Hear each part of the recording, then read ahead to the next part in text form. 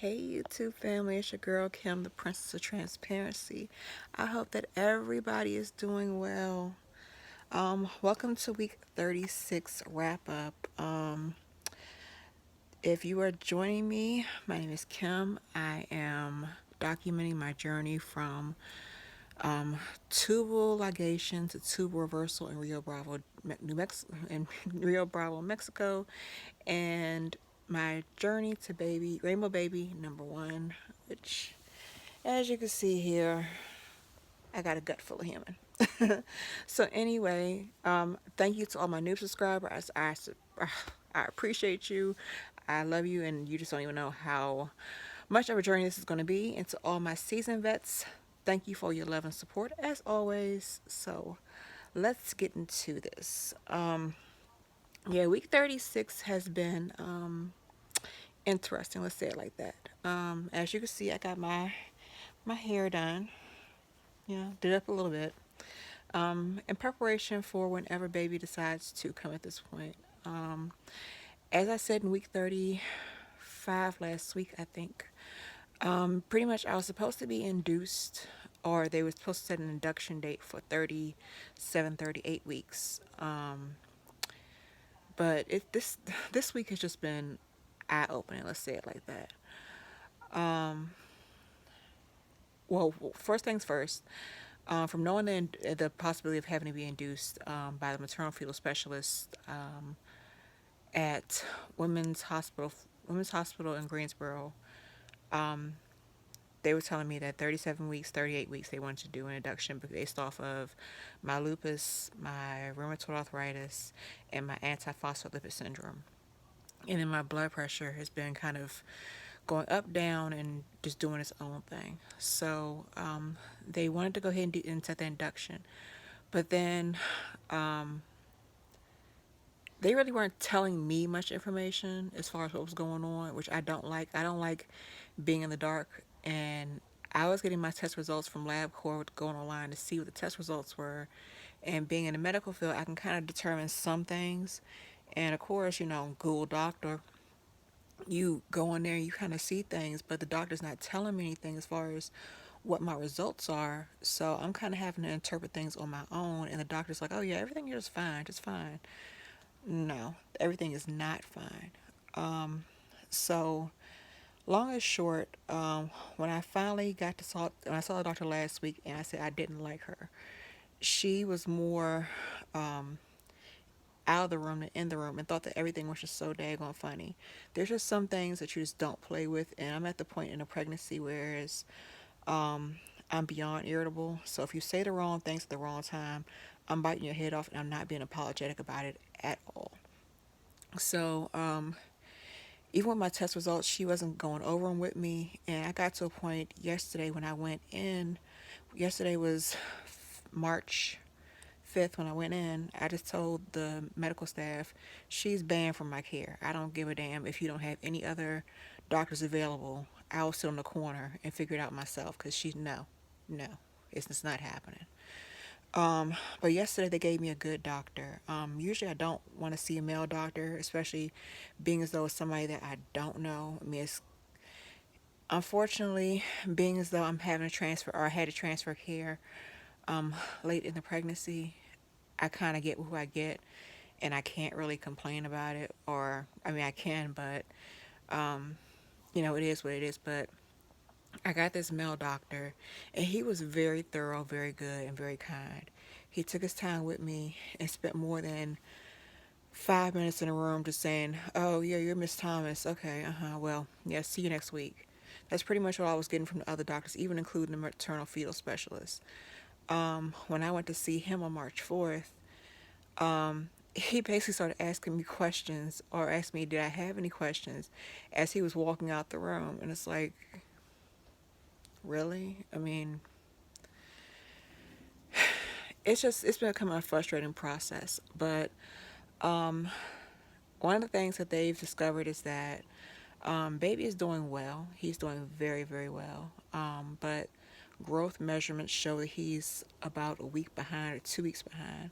For 36 weeks, he should be measuring in about 6 pounds, a little over 6 pounds, 6.5 pounds. And at the measurements at the ultrasound on Wednesday, he was only measuring at 5.5 pounds, um, which was a little concerning for them. When I had the ultrasound in February, he was measuring at 4.4 pounds. So in a month, he's only gained, or guesstimated to gain, a pound. And I think based off of the apps that I have, I should be gaining about half a pound a week or so, especially at this point in the pregnancy. And all of my other kids have been, my last baby was 7 pounds 6 ounces. So that's really surprising for me. But I know that with me taking prednisone for my lupus, that one of the side effects is that it can cause baby to have a low birth weight. So that's why I was very hesitant about taking anything for the RA. But I also know that I can't be functional for the baby if I don't take these medications. The worst thing that I could do is possibly go into a flare, and it'd be detrimental not just to me but also the baby. So I kind of had to put myself in a situation of humbling myself and just taking the medications. And I know that once he gets here, he'll grow and he'll balance out. So that they weren't telling me why they kept wanting to push the induction date off, or why they wouldn't give me an actual induction date. Which, I mean, originally, I'm gonna be honest with you, it's not fair. I mean, I don't think that there should be any kind of hidden factors or hidden communication from a patient. So that's one reason why I really don't like this hospital. But if it's a necessary evil of the two, just talk to me, let me know what's going on. But yesterday, the doctor that I saw, he was very thorough with me, straight up, which I appreciate. He was telling me that the baby's growth was only in the 17th percentile. Um, and the maternal fetal specialist was basically wanting to change my medication because at this point, with me having to take Lovenox, which is a blood thinner, every day or every night, I'm now at a point where I cannot get any kind of spinal anesthesia. So if I want to get, I can't get spinal anesthesia, but I would have to wait 24 hours for my last dose to be able to get spinal anesthesia. And I'm like, okay, I'm not sure how comfortable I feel about that because at this point, baby is trying his best to come.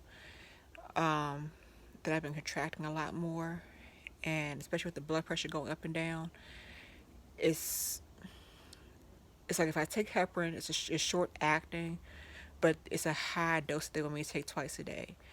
And I'm not thrilled about even injecting myself once a day, but doing it twice a day with this high dose. I will have to wait 12 hours after the last dose to be able to even get a spinal. And with the Lovenox, it's just 24 hours. I would have to wait 24 hours after taking it to be able to even get a spinal. So long story short, at this point, I can't go without any kind of blood thinner because of the antiphospholipid syndrome, which basically is a blood clotting disorder. Because of the risk of either me developing a clot within my legs or heart or lungs, or the possibility of developing a clot within the placenta or the umbilical cord. So I don't want anything to happen between me or baby.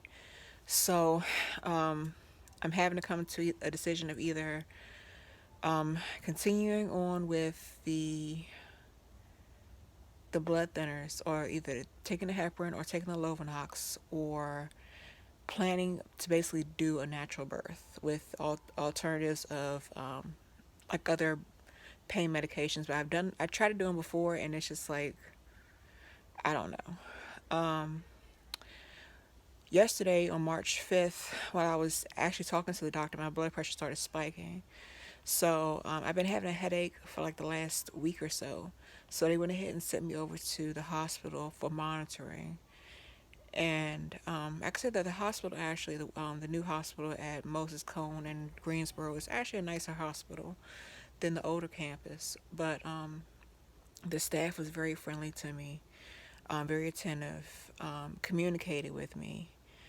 Um, but I started really having contractions. At one point, they were kind of like 5 minutes apart. But then they started spacing themselves out. So They put me on another medication to try to balance things out as far as bringing my blood pressure down and trying to keep baby in at least for another week, for him to be able to grow, um, and to help mature his lungs. That's the main thing. Although I've had the steroid shot to help to mature his lungs when I went into preterm at 28 weeks, they don't really want to take the additional risk, especially with him measuring small. So I completely understand that, and I'm not going to sit here and try and do self inductions or any mess like that to rock the boat. At this point, I just want him to be safe. I want me to be safe, and just to be able to withstand all of it. Is it stressful? Hell yes. I mean, I'm not even going to sit here and be like and fake like it's not. But at this point, I just really have to rely on my faith and the support system, the positive support system that I do have. And I think right now the stress factor is really coming from a lot of things, as far as just dealing with stuff in my personal life, trying to figure out how I'm going to manage. Sorry, my braids are itching. How I'm going to manage everything with new baby, the kids, and everything. Um, it's just a lot to deal with. So bottom line, the decision that they kind of came up with is the last resort is that they're going to allow me to go to 39 weeks. That's the max. So pretty much the last day that they're going to allow for me to continue this pregnancy will be March 20th. Although my due date is March 27th, they don't feel comfortable letting me go any further than that. But based off my next labs that I have to go through next week, if baby doesn't come on his own, that it might be an induction within the next week based off what my blood pressure is doing. The medication that they gave me in the hospital, they basically gave me the Tylenol with caffeine and told me to drink more caffeine, which, I mean, honestly, I thought it was kind of crazy, but it's helped a little, but not a lot. I still have the headaches, the raging headaches, and I'm the kind of person that I can't tolerate a headache. It makes me cry. So that's pretty much what I've been going through this week at week 36, or last week at week 36. So, yeah, at this point, I'm nervous, and I'm just trying to get myself prepared on what's really going to happen. So I'm just, at this point, trying to rest more if I can, and get things together for baby. Um, the one thing that I did do, I started pampering myself. Like I said, I got my hair done, got my nails done, did my lashes. Um, and like I said, just getting everything together for the baby. So Amazon's pretty much like probably tired of me because they've been coming to the door every single day, delivering everything that I've had to get for baby. So I just started setting up everything and packing things away. I'm trying to nest, but I just don't really have the energy for it because it hurts to walk. Because every time I walk, I go into a contraction, and it's like, okay, it's a catch-22. I want him to get lower and to come down, but I don't really want to have him this early. So I know that next week, or week 37, 36, or 30, I'm sorry, 37, 38, I'll start doing, one thing I did order for myself is my yoga ball. So I ordered that off Amazon for like $9, to help me through the contractions. Because at this point, they're really starting to hurt. And I don't want to sit up here and continue to fake like they don't. I had my red raspberry leaf tea. I'm going to start taking that. That's supposed to help with contractions too, as far as making them more productive. Cause yeah, these little ones that I'm having, if they're hurting, I don't know. And one of the other things that I did buy, I thought it was cute, and at this point with the coronavirus and everything kind of going on, yeah, this is necessary. I found this online on Amazon. Yeah, no touching baby, cause no, unless you want to come live with me and take care of a sick baby, yeah, keep your hands off.